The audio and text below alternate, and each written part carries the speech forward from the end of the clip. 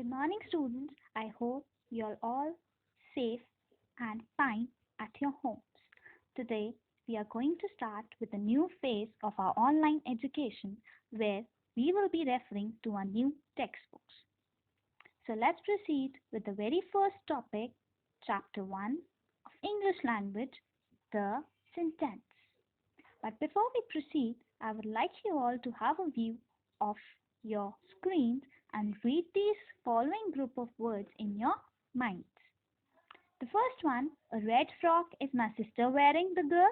The second one, today rain, it may not it. Now students, are these group of words making any sense? Yes, they are not making any sense. We cannot understand what the sentence is actually trying to tell us. Now let's move further to these group of words. The first one, the girl wearing the red frock is my sister. The second one, it may not rain today. Now students, are these group of words making any sense? Yes, they are making sense. We can understand what the sentence is trying to tell us. So what is the difference between these group of words and these group of words? Yes, this one is not properly arranged and that is the reason it is not making any sense. But this one, it is properly arranged. The group of words are arranged in a proper sequence and so they are making proper sense. Such group of words which are properly arranged and give out complete meaning are known as a sentence. So let's move to the two conditions required to call a sentence. A sentence is a group of words and complete sense. Now, what do we mean by the word complete sense? Complete sense means that the words should be arranged in proper order. Just because if they are not arranged in a proper order, they will not make any sense. We cannot understand the meaning if they are in jumbled form. So let's move to the definition of sentence now. A group of words that makes complete sense is called a sentence. I'll read it out again. A group of words that makes complete sense is called a sentence. Remember that the words should not be in jumbled form.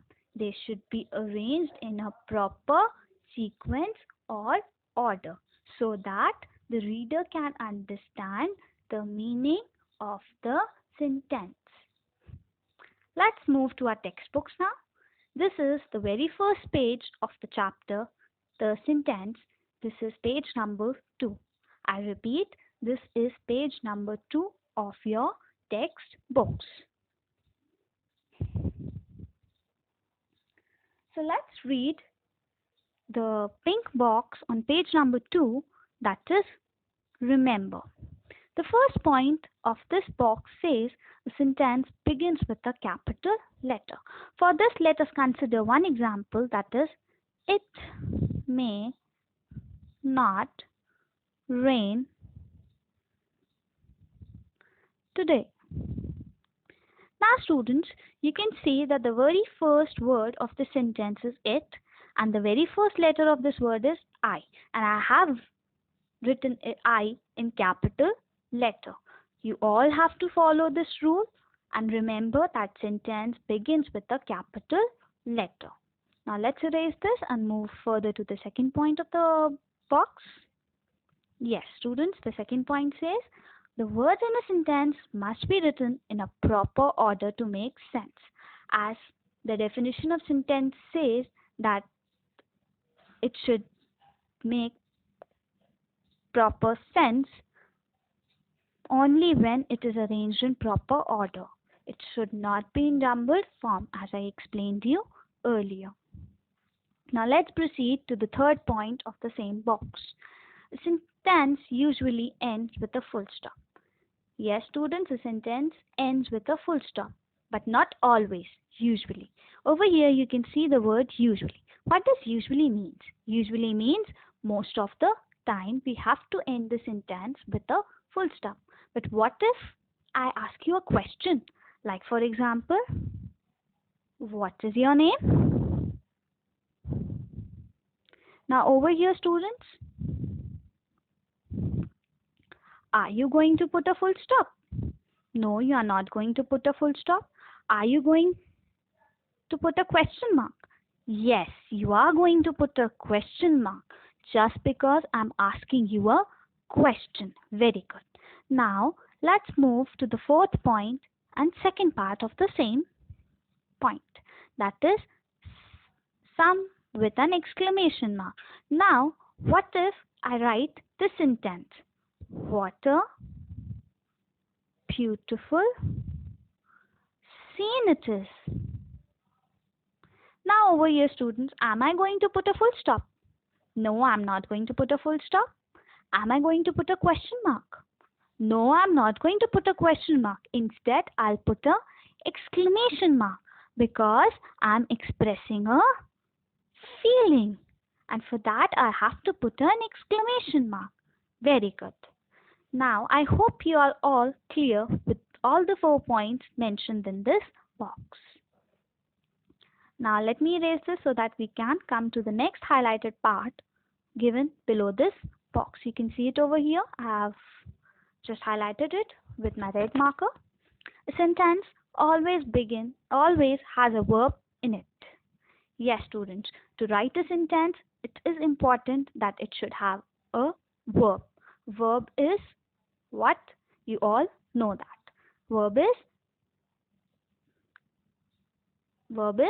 yes. Verb tells us what the subject is doing in a sentence. Very good. Now, for this, I'll take one example. The girl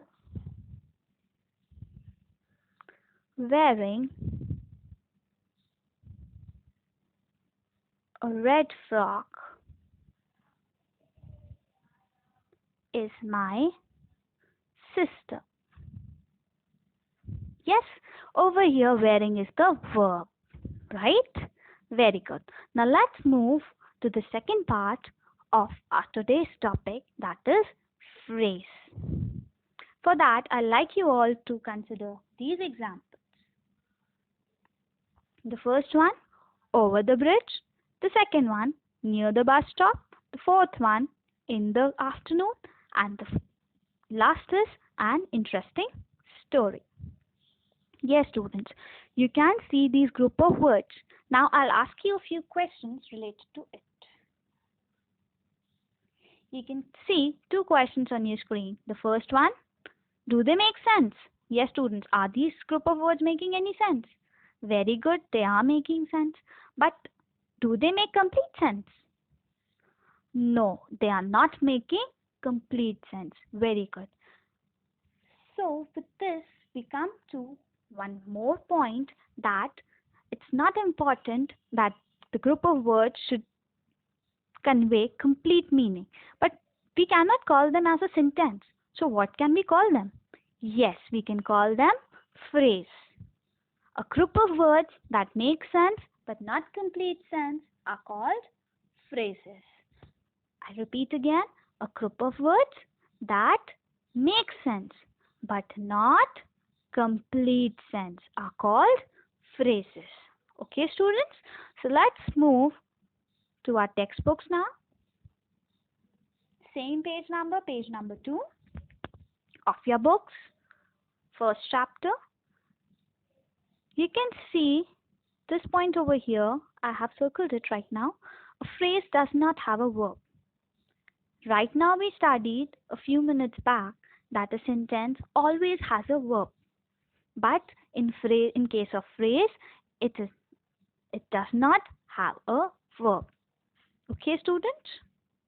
Now let's move to the highlighted box, which is over here. In this, we are going to learn a new thing. What we are going to learn? How to turn a phrase into a sentence. For doing this, we just have to add some words to it. What can be those words?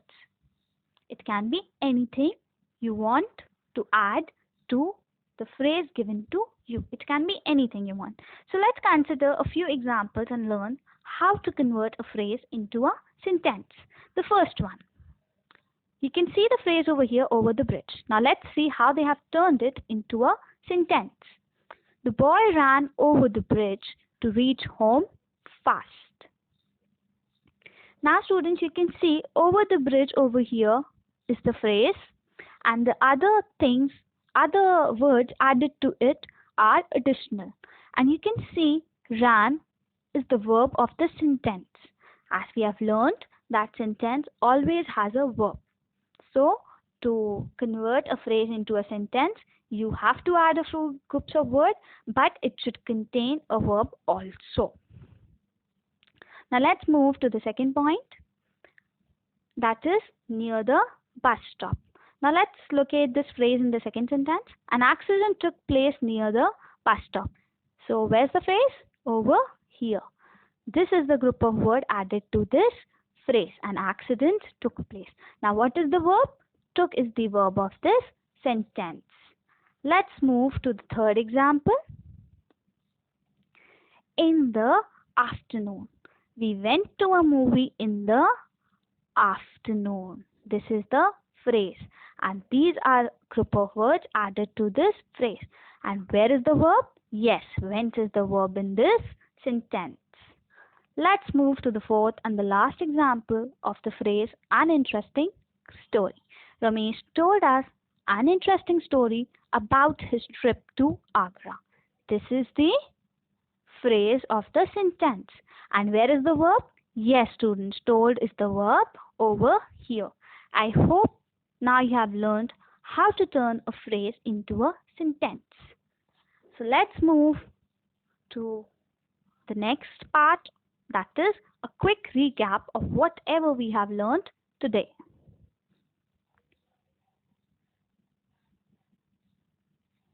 Yes, students. The first point of this recap says a group of words that make complete sense is called a sentence. This is the definition of sentence. The second point, the sentence always has a verb in it. Okay, students, we have studied it. We have taken many examples for it. Now let's move to the third point.